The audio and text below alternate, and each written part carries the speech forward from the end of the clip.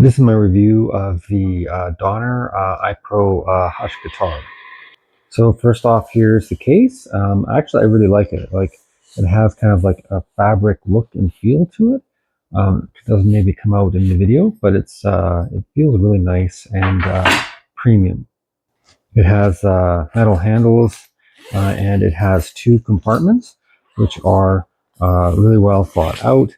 So you put the body of the guitar. It kind of snaps into here, which is nice. And it's got these two mesh pockets, and it comes with a whole bunch of accessories in here already, like your uh, guitar cable, and it comes with a USB for charging, um, even like looks like a little whammy bar, picks, and this is for the headphones, instructions, and it comes with a strap.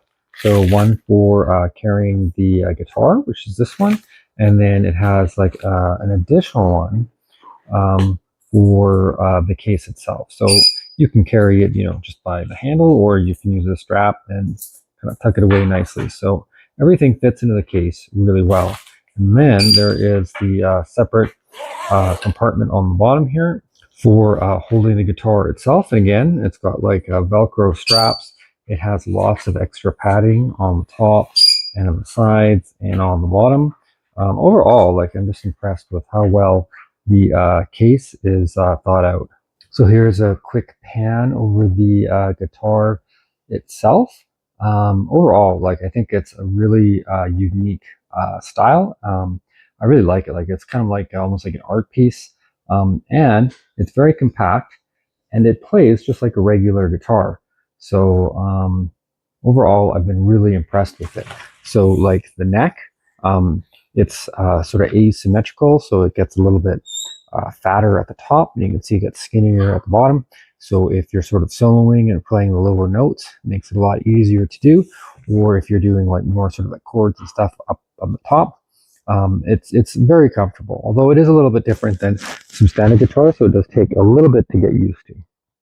And this is styled like an acoustic guitar, so it doesn't have an adjustable bridge system here, kind of like this. So you can't like change the action on the individual strings, just like an acoustic. And again, it doesn't have any wired or coil pickups here. It just has the piezo pickup in the side. And the other thing too, I mean, it is styled like an acoustic, but you can't play it without it being like plugged in or using headphones. Unlike, like a typical guitar, you can always play. And this basically makes the same amount of sound as a typical like electric guitar without it getting plugged in. So that's a bit of an adjustment for me. The tuners, they all work pretty great. They're pretty stiff, so it doesn't accidentally get bumped out of tune. And on the bottom here, if you can't quite turn it yourself, there's like this little hex tool, and it fits right into the base there, and it's kind of magneted in, and there's a little groove so it won't like spin around. So it's really clever how they put that together. And again, like when you're taking this apart, so for packaging or putting it in the case, there's like a little pull here, and it just disconnects it. So it's really easy to put on and off. And just to give you an idea of the overall shape of the guitar with the inserts on here, this is a black Stratocaster. So if I kind of put it up here like this, you can see that the grooves pretty much match the Strat exactly. I mean, it's a little bit longer on the top there, but kind of like along here. And then if I switch sides, this groove here, it's almost identical to kind of like the Strat setup. So when you're playing it, it's super comfortable because this is fairly wide, and it doesn't feel particularly foreign. One thing that's different, because it doesn't have a traditional headstock, you can't put it in a guitar holder that hangs the guitar like this. It doesn't work so well because there's nothing to grab onto it. Although I did find that it worked for my rack, although it does kind of like rub on this side here, which is maybe not perfect, but it does sort of like fit in there. So it'll depend. If it's a little bit too wide for your rack, it's probably just going to fall through. So it depends. I mean, that's one criticism, is it's kind of hard to um, put away because it just doesn't fit the same sort of racks as a traditional guitar. And if you rest it kind of like just on its end here, though, it's actually not too bad. But the tuner on the bottom, it does get kind of close. So it could put it out of tune a little bit if you're just sort of like resting it on the bass like this. Oh, and just in terms of size and thickness, here's just kind of like an idea of it by like a dreadnought styled guitar. So obviously much skinnier. And if I put it sort of like match up the headstock there, you can kind of just get an idea of how big it is compared to, like, an acoustic. And again, this is what this thing is trying to kind of emulate. So it's got a lot of built-in electronics, and I found it fairly easy and intuitive to use. And another thing I was surprised by is the screen is actually really good. It doesn't really come through on the video very well at all, but it's fairly like high resolution. But again, the video doesn't quite do it justice. And you can kind of see here that there's all of these different settings. So on the one end, you just have bypass, so it bypasses all of the functionality, and you can kind of go through the different ones, and there's like mods and delays, reverb, and then right down at the end you get like uh, an equalizer, and then you can use it for tuning at the very sort of end, which works quite well. And then you basically just kind of pick, like, say if you pick reverb, then the next button over will allow you to pick which kind of reverb. So there's like hall, room, etc. And then there's a third one here, and it just allows you to sort of adjust the intensity. So that's kind of how all the different settings work. There's tons of reviews on YouTube and stuff. So you can kind of get into more detail if you're interested. But it didn't take me very long to learn out how to use these controls. I found it pretty like easy and intuitive. Master volume, and then they have like this tone boost and AR boost, and it makes a significant difference. It's actually quite nice. And again, like, you have the option of just turning everything off. And there is this Bluetooth button. So if you hold it down for a few seconds, you can pair it with your phone. So if you're listening through headphones or through an amp or something like that, you can play your music on your phone, and it will kind of like mix it in through here. So you can kind of play along with songs. So I found that actually to be quite nice. And there is a holes for like the strap that it comes with. So one there, and then one kind of on the bottom here. And then this is also kind of double usage. So you put your strap on there, and that's also where you plug your guitar in. Oh, and then just one more quick visual comparison. This is one of my favorite travel guitars. And unlike this one, it's actual like a typical acoustic, but it's just 3/4. But if I go through here, you can just kind of get an idea of the size comparison. So it is still pretty small, but obviously this one's a lot skinnier. But again, the advantage here is you don't have to plug it into practice. But maybe that's what you want. Maybe you want to go completely silent, and then this one you can just like use. You don't have to plug it into anything else, so you can just kind of plug in the headphones. But overall, I thought it was kind of a great redesign on um, the guitar, and again, the feel and playability of it is the most important thing, and I thought that was really great overall as well. Hello, this is the Donner 8 Hush 1 or Hush I Pro. I'm not sure if it's 1 or I. This is just absolutely fabulous. I've been having so much fun with it.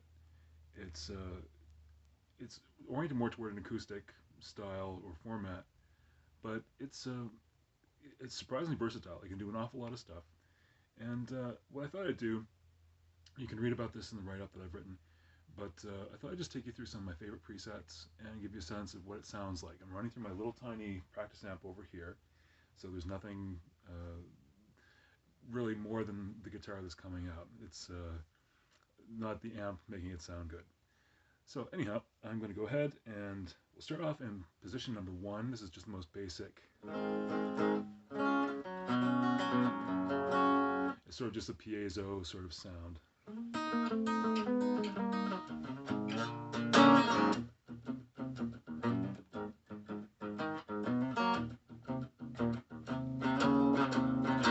So there's that. It's dry, kind of spitty and gritty. It's not bad, it just does a thing. So moving on to position number 2, you'll hear hopefully a little bit more delay and reverb.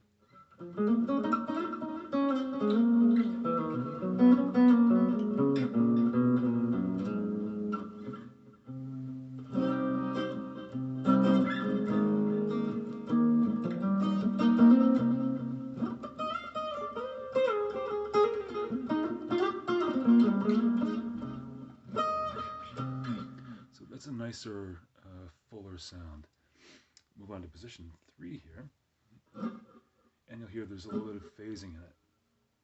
And that does a little song that I wrote a while ago.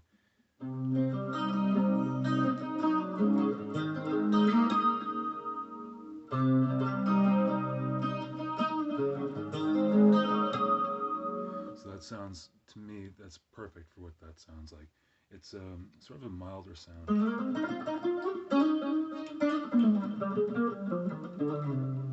It's a little bit deadened because of the phasing.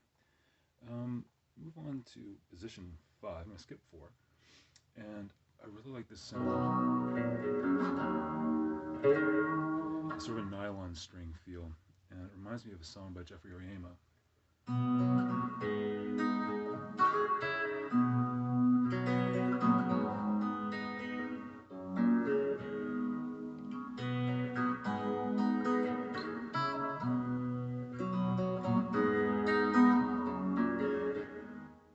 I just think that's very, very lovely. I'm going to move on to position 8 now. This has like a lo-fi delay.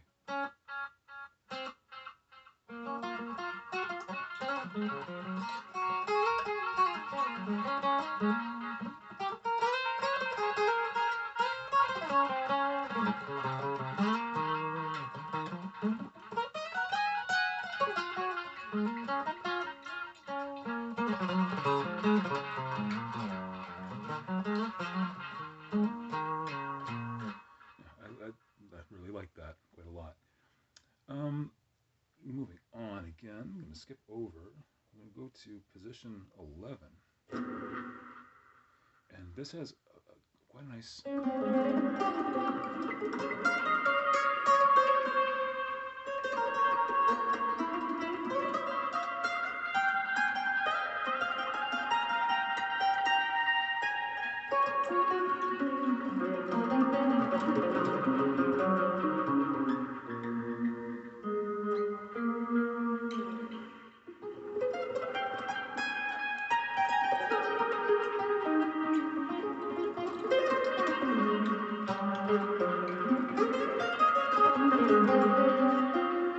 just absolutely beautiful, like a nylon string. Reminds me of Steve Stevens used to have a sound very similar to that. Moving on again, up to number 12 this time. This is a very similar preset, but it has a little bit, slightly different. It's a little bit more present.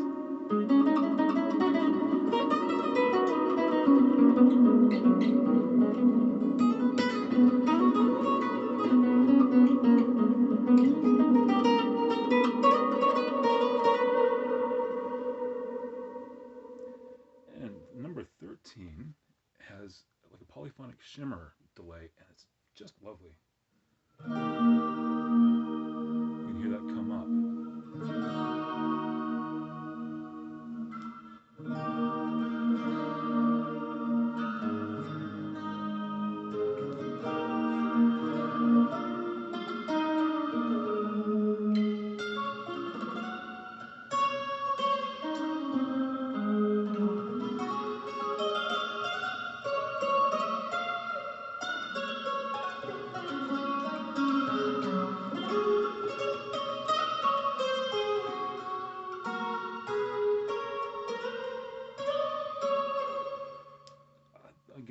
just lovely.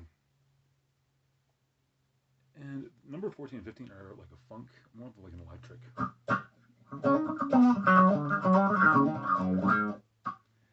And 15 is more or less the same. 16 is more like a gain. And I don't really care for that too much. 17 is, again, more of a spacey.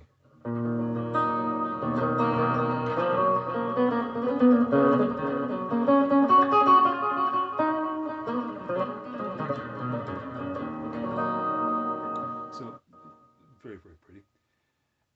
Number 18, at first I didn't really know what to do with it. It's, if you can hear this,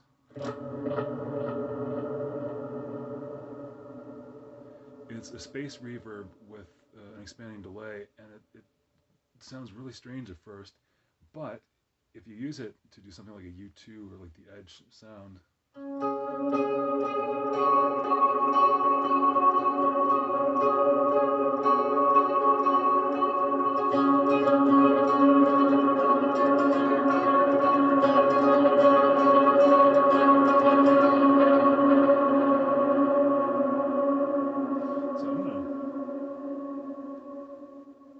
it's a little out of control. I'm going to turn it down and try it again.